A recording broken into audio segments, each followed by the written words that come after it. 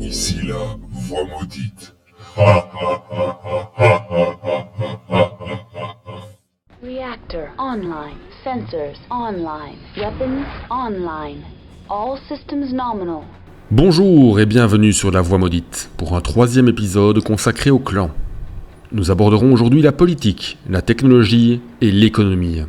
Trois aspects majeurs de la société clanique qui la distinguent fortement des standards habituels de l'humanité dans la sphère intérieure. Attachez vos ceintures, démarrez vos moteurs et faites surchauffer votre enthousiasme. Nous vous souhaitons une bonne écoute. Comme toujours, je vous encourage à vous abonner, à liker la publication, à commenter. C'est grâce à vous que notre passion se propage.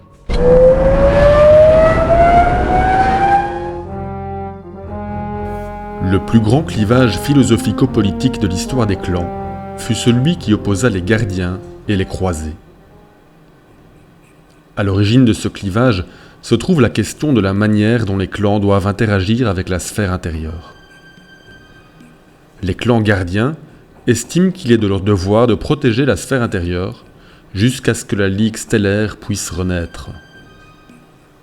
De leur côté, les croisés pensent qu'ils doivent reconquérir la sphère intérieure pour reformer la Ligue stellaire avec les clans à sa tête. Comme les clivages entre franges d'une même religion, les deux camps s'appuient sur les écrits et les paroles de Nicolas Kerensky pour justifier leur position. Assez paradoxalement, la philosophie conquérante des croisés était à l'origine surtout portée par les castes civiles. Pour celles-ci, l'existence sur les mondes des clans était difficile. Et elles avaient l'image d'une sphère intérieure comparable à un paradis perdu, à un Eldorado où la vie était idéale. Néanmoins, au fil des grands conseils, peu à peu, tous les clans se laissèrent plus ou moins convaincre par la philosophie croisée. Et ils parvinrent à s'unifier plus ou moins pour lancer l'opération Revival, l'invasion de la sphère intérieure, en 3052.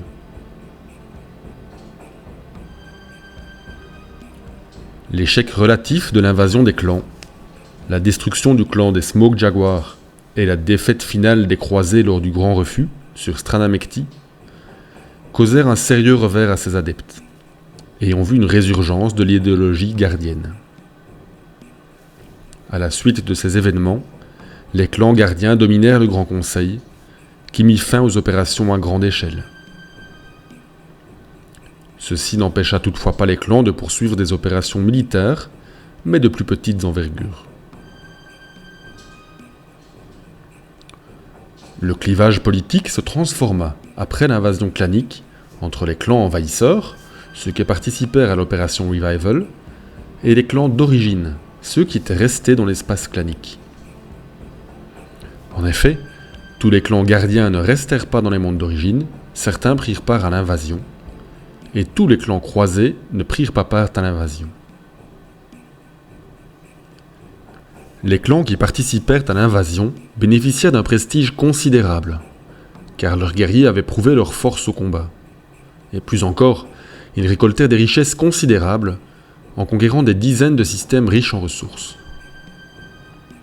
Bien qu'une partie de ce prestige ait finalement été perdue à la suite de l'échec de l'invasion, la puissance accumulée rendit les clans d'origine extrêmement jaloux. Ainsi, les clans restés sur le monde d'origine, aux philosophies gardiennes comme croisées, s'allièrent. Tandis que les clans envahisseurs, croisés comme gardiens, firent de même face aux forces de la sphère intérieure dans laquelle ils avaient pu prendre pied. Cette division devint permanente à la suite des guerres de récupération. Les clans d'origine adoptèrent l'idéologie du bastion, s'isolant de leurs frères sphéroïdes corrompus.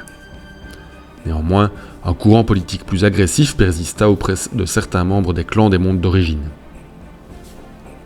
De leur côté, les clans envahisseurs formèrent le Conseil des Six, et ils renoncèrent à tout contact avec les clans d'origine.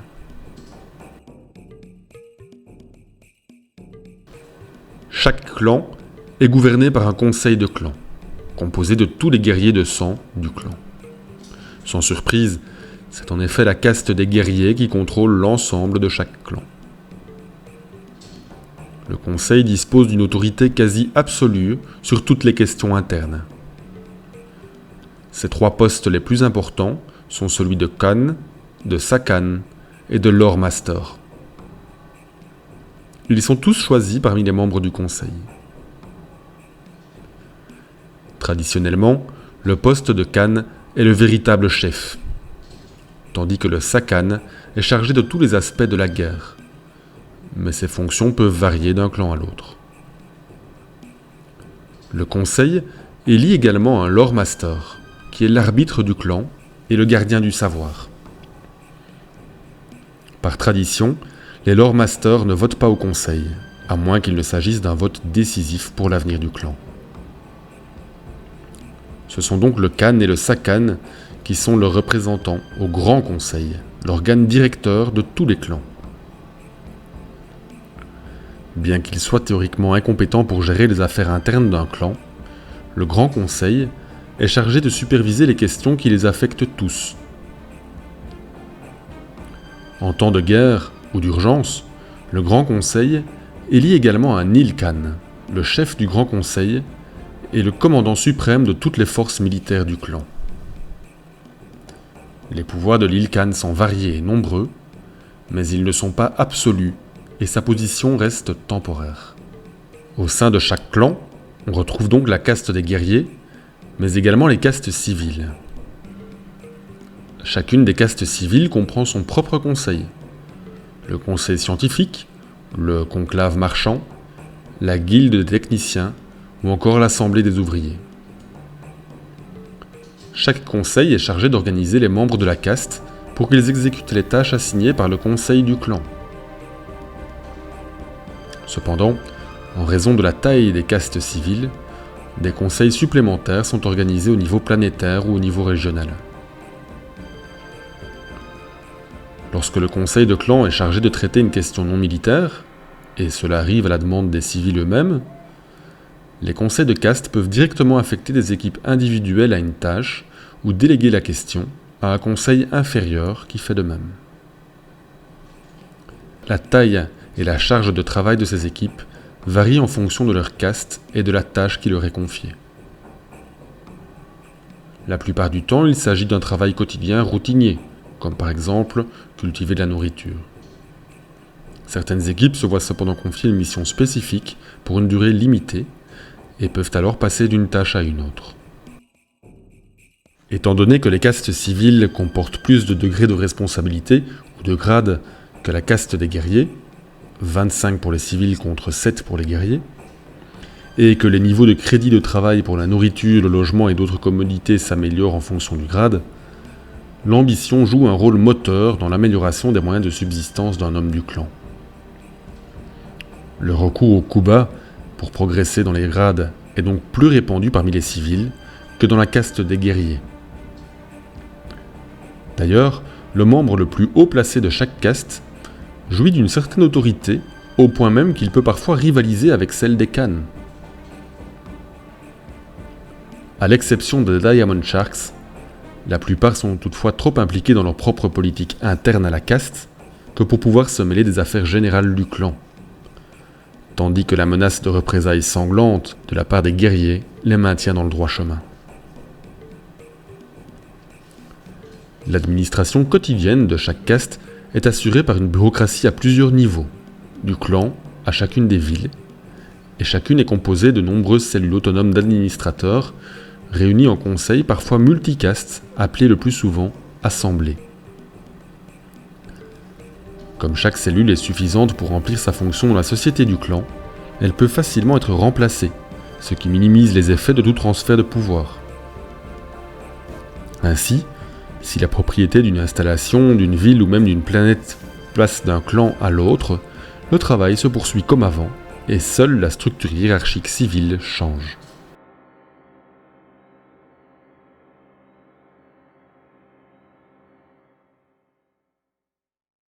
Le système judiciaire des clans favorise grandement la caste des guerriers à nouveau. C'est essentiellement car ils en sont les principaux pourvoyeurs de personnel. La police militaire est une sous-caste de guerriers qui est peu appréciée et presque exclusivement composée de libres-nés. Plutôt que d'élucider les crimes, la police d'un clan s'emploie avant tout à les décourager par des mesures brutales et autoritaires, notamment de pur et simple passage à tabac. Les policiers militaires qui ne patrouillent pas dans les villes ou ne s'occupent pas de la sécurité des complexes sont formés en petits détachements chargés d'enquêter sur les crimes. C'est une tâche qui n'est pas très appréciée et les normes de qualité d'enquête des clans sont bien inférieures à celles qui ont cours dans la sphère intérieure. Lorsqu'un procès est en cours, un inquisiteur est chargé d'enquêter sur les circonstances de chaque affaire. À mi-chemin entre le détective et le procureur, les inquisiteurs sont des guerriers qui ont reçu une formation spéciale en matière de droit et de techniques d'enquête. La plupart d'entre eux sont des guerriers en service actif. Dans les affaires impliquant un guerrier, l'inquisiteur soutient l'accusation, tandis qu'un avocat, qui est également un guerrier formé au droit, soutient la défense.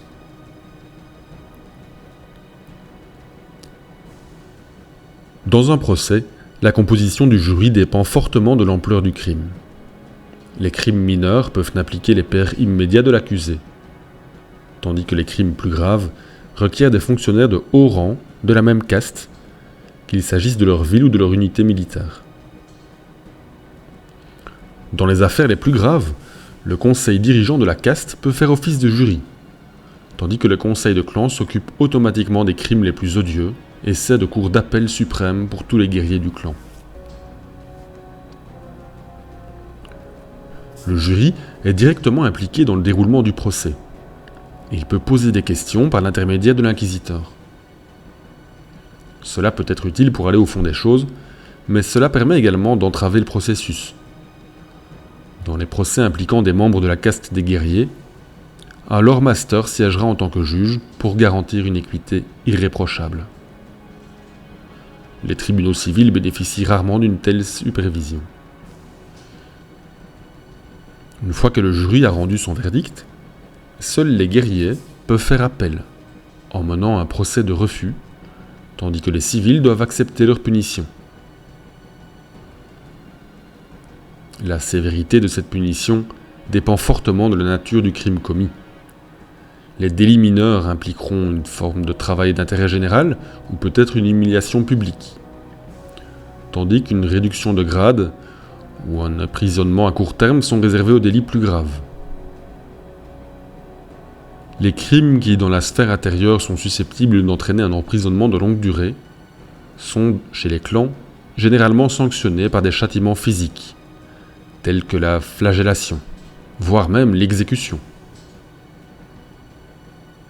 Ce n'est que dans de rares cas que les criminels seront condamnés à purger une peine à bord du Prince Eugène, l'Alcatraz des clans, dont les cellules sont principalement réservées aux membres des castes civiles trop influents pour être exécutés ou exilés.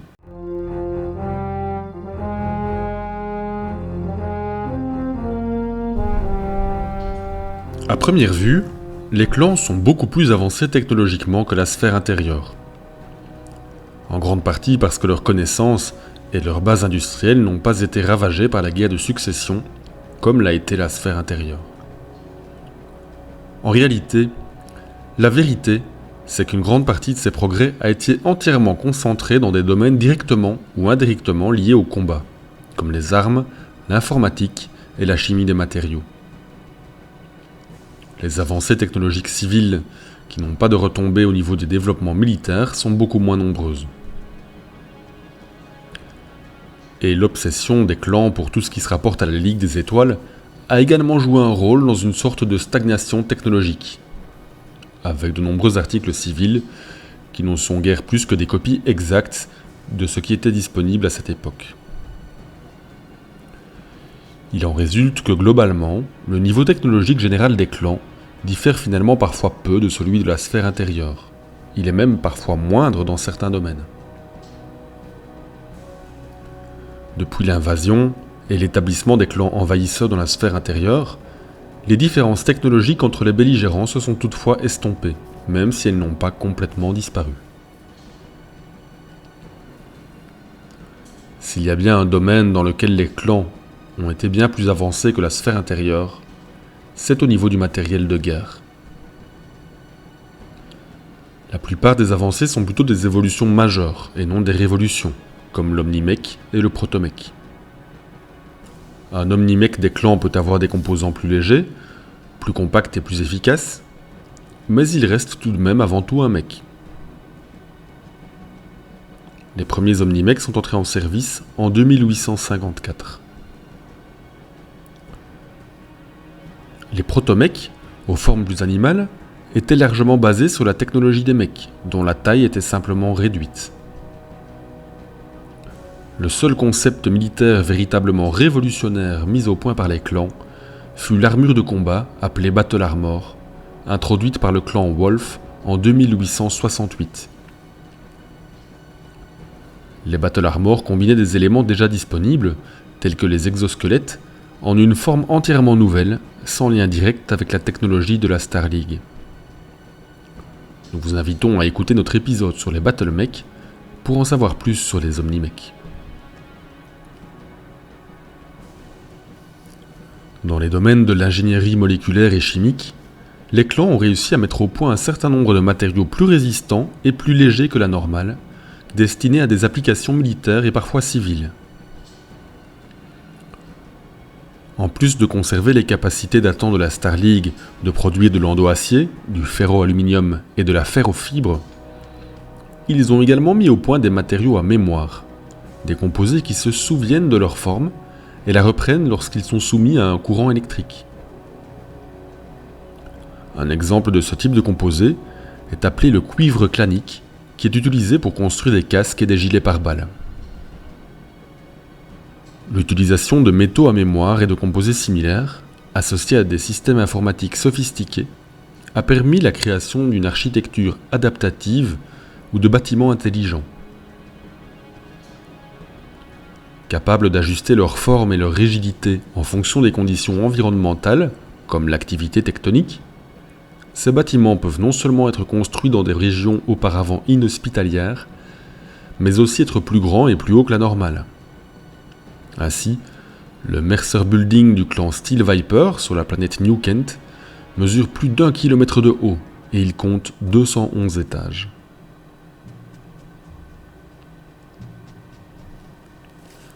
Dans le domaine médical, la technologie des clans a fait de sérieux progrès, grâce à de gros investissements dus à la nature hostile de leur monde et à leur philosophie guerrière. Grâce à des techniques de survie et de régénération très avancées, les clans peuvent maintenir presque indéfiniment en vie un guerrier blessé et faire repousser n'importe quelle partie de son corps. Les techniques de modification génétique sont tout aussi poussées et sont à l'origine de la création de certains animaux emblématiques des clans, comme le Smoke Jaguar qui a donné son nom au clan éponyme. Ironiquement, alors que le programme eugénique des clans est la pièce maîtresse de leur société, il l'est à bien des égards le moins avancé technologiquement. Les chambres d'accouchement, connues sous le nom de berceaux de fer, sont basées sur une technologie vieille de plus de 1000 ans, qui est peu différente des systèmes de survie utilisés pour sauver les bébés prématurés, inaugurés par l'université de Jutendo sur Terra. Des préoccupations d'ordre éthique ont empêché l'utilisation de ces utérus artificiels à d'autres fins. Ce sont des préoccupations que Kerensky et ses scientifiques avaient écartées en raison de leur besoin d'accroître la population. De manière surprenante, les scientifiques associés au programme en 2819 ont adopté une approche non interventionniste dans leur travail, préférant pour la plupart laisser la nature suivre son cours. Les modifications génétiques visant à altérer les traits physiques ou mentaux ne sont ainsi utilisées qu'avec parcimonie, au-delà de la correction de traits récessifs défavorables ou de la garantie d'un équilibre entre les modèles mâles et femelles dans chaque maison du sang. Une autre possibilité rarement utilisée est la capacité de créer des clones. La simple reproduction d'un individu implique une forme de stanation et va à l'encontre de la croyance des clans en l'évolution et en la sélection naturelle. Enfin, la loi du clan décourage la combinaison de gènes de guerriers apparentés généralement à moins de 3 générations l'un de l'autre. Si le programme d'eugénisme est généralement associé aux guerriers vrais-nés, il s'applique également aux castes civiles des libres-nés. Officiellement, la caste des scientifiques est chargée d'apparier les individus en fonction de leur compatibilité génétique. Mais dans la pratique, la plupart des mariages sont approuvés après coup. Ces mariages sont toutefois obligatoires pour la production de nombreux enfants, et les individus pris en flagrant délit de procréation en dehors de ce système sont sévèrement punis pour avoir interféré avec le programme d'eugénisme.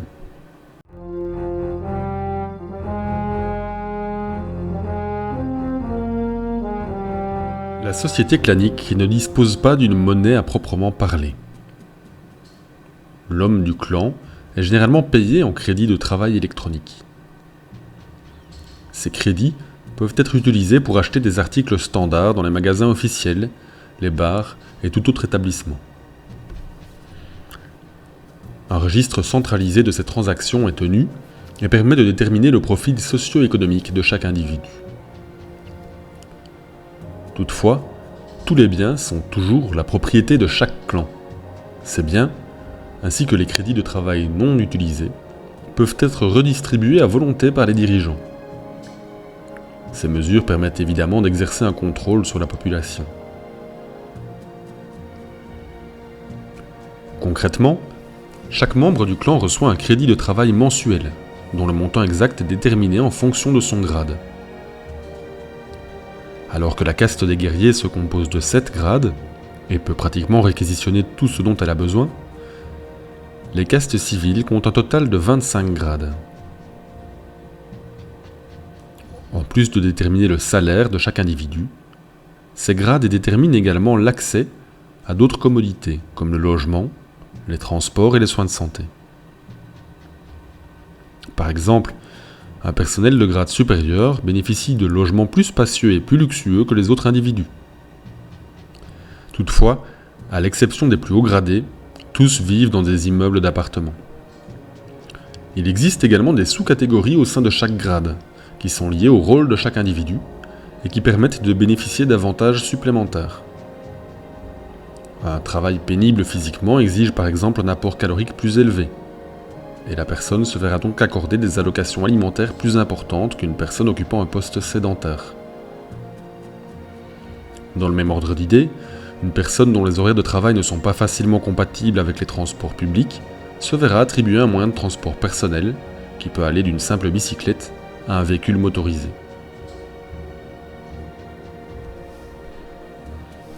Les membres des castes civiles sont organisés en équipes de travail, dont la taille dépend de la caste et de l'emploi considéré. Elles se voient confier une tâche à accomplir, qui est appelée l'objectif de travail. Ces objectifs de travail représentent en général une journée complète de travail, et ils sont adaptés en fonction de l'âge, des compétences et de la caste considérée. Cela peut aller de la production d'un certain nombre d'articles en une journée, ou impliquer des projets plus complexes à plus long terme, qui sont alors découpés en activités quotidiennes. Le dépassement de l'objectif de travail quotidien peut être récompensé par une augmentation du grade, tandis que la non-atteinte répétée de cet objectif peut entraîner une perte de grade, voire même un bannissement. Étant donné que la quantité de travail à effectuer est limitée, le nombre de crédits de travail disponibles est plafonné. Les équipes sont mises en concurrence les unes avec les autres pour atteindre, voire dépasser leur objectif de travail. Et elles cherchent généralement à maximiser leurs ressources en se débarrassant de tout poids mort et en dénonçant tout membre du clan qui ne respecte pas son quota de travail ou qui entrave les efforts des autres. Même les enfants d'âge scolaire suivent un apprentissage et une formation professionnelle pour compléter leur éducation. Ceux qui n'en sont pas capables rencontrent des problèmes et peuvent même aller jusqu'à mourir de faim. Cela explique en partie pourquoi le taux de mortalité est beaucoup plus élevé dans les clans que dans la sphère intérieure. Outre les conditions de vie plus difficiles de façon générale, les soins médicaux sont également prioritairement réservés aux personnes hautement qualifiées, qui sont censées contribuer le plus à la société, plutôt qu'aux travailleurs non qualifiés, qui sont plus facilement remplaçables ou à ceux dont les blessures ou la vieillesse empêchent le travail. Pour les transactions entre les clans, la caste des marchands utilise une forme de monnaie connue sous le nom de Kerensky, en abréviation KE. Cette macro-monnaie permet aux institutions financières de fonctionner et aux marchandises d'être transférées sans avoir à être échangées. C'est une monnaie essentiellement électronique, mais ils existent également sous forme physique pour un usage restreint. Il existe des petites pièces de 2 cm de diamètre qui représentent des dénominations 1, 5, 10 et 20 KE, tandis que des blocs rectangulaires de 2 cm sur 4 représentent des valeurs plus importantes, 100, 1000, 100 000 et 1 million. Les pièces et les blocs sont frappés en or et contiennent des puces d'identification et des composés chimiques qui empêchent toute falsification. La plupart des profits réalisés par la caste des marchands proviennent de l'échange traditionnel de matériaux. Mais plusieurs d'entre eux mettent également l'accent sur le commerce. Le clan Diamond Shark est le principal promoteur de ces entreprises. Le clan Nova 4 l'était également, avant de devenir exclu. En achetant l'équipement nécessaire, un clan peut soutenir l'effort d'exploration ou d'exploitation minière d'un autre clan en échange d'un pourcentage des bénéfices. Malgré toutes ces restrictions, un marché noir important existe au sein de la société du clan. Il est essentiellement centré sur la ville de Katyusha, sur la planète Stranamekti. Et il tourne essentiellement autour de l'achat et de la vente de biens non standards. Ces achats sont faits en Kerenskys pour faciliter les transactions. C'est une des raisons essentielles pour laquelle un non-marchand trouvé en possession de monnaie est considéré comme un criminel et puni d'un abaissement de grade de 2 échelons, assorti d'une flagellation publique.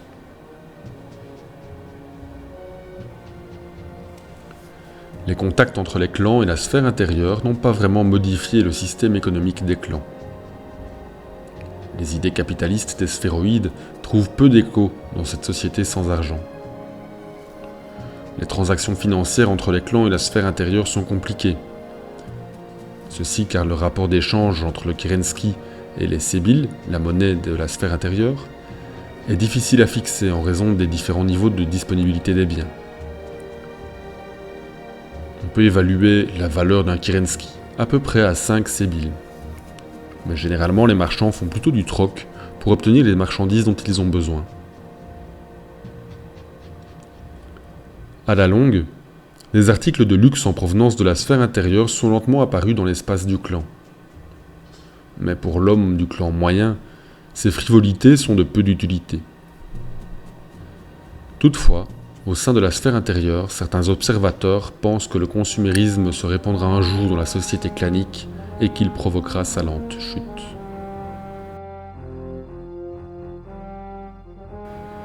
Nous en avons terminé avec ces aspects qui sont moins guerriers et donc souvent moins connus de la civilisation des clans.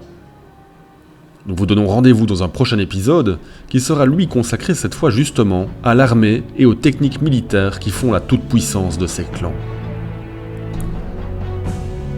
A bientôt sur la Voie Maudite.